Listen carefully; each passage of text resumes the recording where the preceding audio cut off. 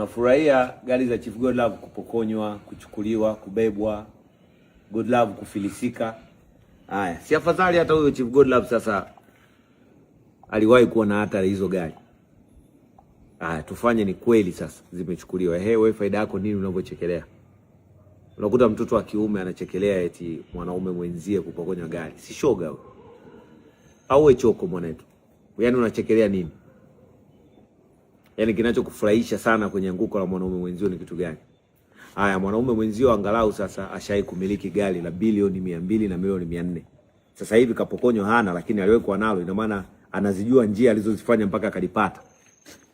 Kwa hiyo kama niliwahi kuwa na pesa na zikaisha, ina maana ni njia nilizofanya mpaka nikapata zile pesa, nina uwezo wa kufanya njia hizo hizo au nikabadilisha zingine. Lakini wewe hujawahi kupata, kwa hiyo wewe ni mpumbavu. Alafu wewe una akili.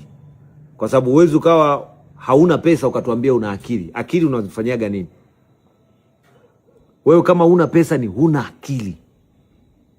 Na mtu ambaye hana akili hawezi kuniambia chochote mimi. Yaani wewe utaingia kwenye mtandao, utacheka, utafurahia gari za Godlove kuondoka, lakini huna cha kuniambia. Wewe ni maskini bado. Mimi nina utajiri wa akili hata kama sina gari. Utajiri wa akili umejaa hapa.